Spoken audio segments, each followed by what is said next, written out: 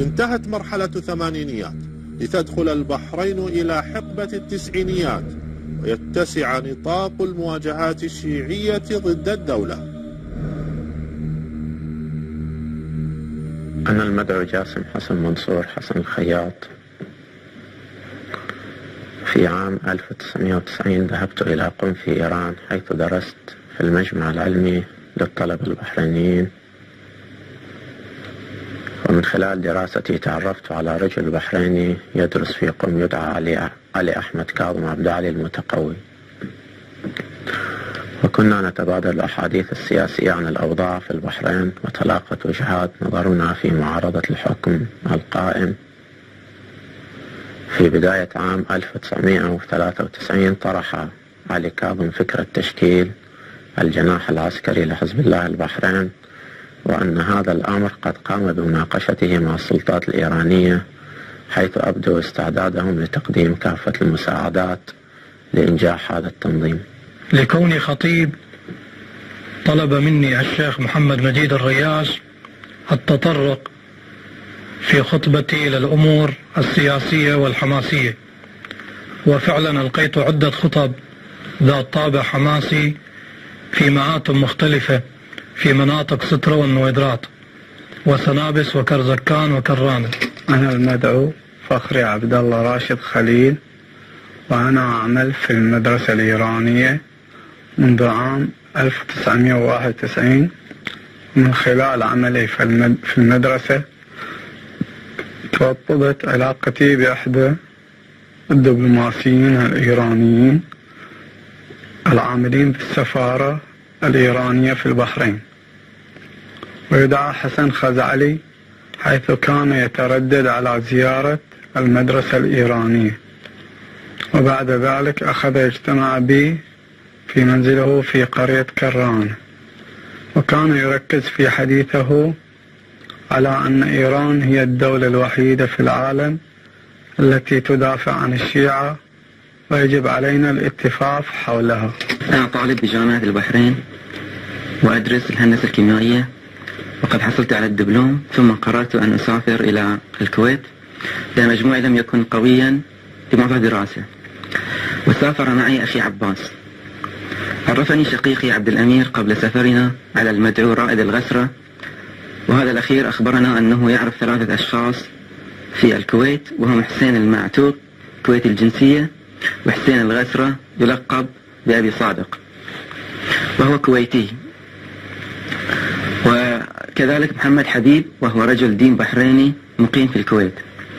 ولقد استلم شقيقي عبد الأمير من رائد الغسرة أرقام هواتفهم بالكويت. بعد وصولنا إلى الكويت اتصلنا بالشيخ محمد حبيب، وعندما التقينا بالشيخ محمد حبيب أنا وشقيقي أخبرناه أننا من طرف رائد الغسرة، فأحسن استقبالنا ووفر لنا شقة الإقامة، وتولى دفع الإيجار والمأكل وكل مستلزمات العيش. في تلك الأثناء يرسل حزب الله الكويتي عبر البحر إلى حزب الله البحريني أسلحة كانت القوات العراقية الغازية للكويت قد تركتها، بحسب ما نقلت صحيفة الأنباء الكويتية في 10 من شهر يونيو عام 1996. في أبريل 1993 تم إرسال الدفعة الأولى لتلقي التدريب العسكري في معسكرات كرج شمال طهران، وكنت في هذه الدفعة ومع الشيخ عادل الشعلى والشيخ فؤاد مبارك عبد العزيز والشيخ سيد حسين سيد عيسى سلمان والشيخ أحمد العصفور، وتلقينا تدريبا مكثفا على فك وتركيب رشاش ورماية رشاش كلاشينكوف ورشاش G3 ورشاش بريتا ومسدس بريتا، وكيفية تركيب وتجهيز عبوة متفجرة باستخدام مادة TNT، وكيفية استخدام القنابل اليدوية. طلب مني أحمد مهدي أنا ومجموعة من الشباب أن نذهب للتدريب على السلاح في لبنان، فوافقت على ذلك وذهبنا إلى لبنان عن طريق التهريب لكي لا يتم ختم جوازاتنا أو جوازات سفرنا، حيث وصلنا إلى قاعدة عسكرية تابعة لحزب الله هناك، وذهبنا إلى معسكر يسمى معسكر الرسول الأعظم، وهناك كانت برامج التدريب جاهزة حيث قام بتدريبنا لبنانيون من حزب الله. وانتقلنا إلى مركز تدريب آخر تابع لحزب الله، وهو عبارة عن منزل يقع في وسط مدينة بعلبك، يقع على مسافة 150 متر تقريبا من مسجد الإمام علي. وفي هذا المنزل تم تدريبنا على إطلاق نار من مسدس في ساحة واسعة ملحقة بالمنزل. ونقلنا بعد ذلك إلى معسكر آخر قريب من معسكر محمد رسول الله، تدربنا على تفخيخ الأجهزة الصغيرة مثل التلفون بالمتفجرات والدوائر الإلكترونية. أفيد أيضا بأن الشيخ عيسى أحمد قاسم كان على علم باتصالاتنا مع السلطات الإيرانية.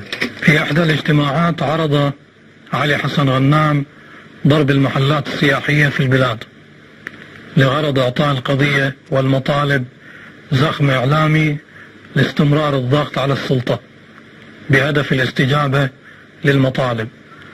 واقترح علي فندق المرجان، وعرضت الأمر على الشيخ في الرياض فوافق عليه، وعرضت الموضوع شخصيا على عبد الأمير الجمري في جامع زين العابدين بمنطقة بني جمرة على انفراد، ووافق على الاقتراح مؤسسا ذلك على أن القضية للجميع وعلى الكل التصرف حتى تتحقق المطالب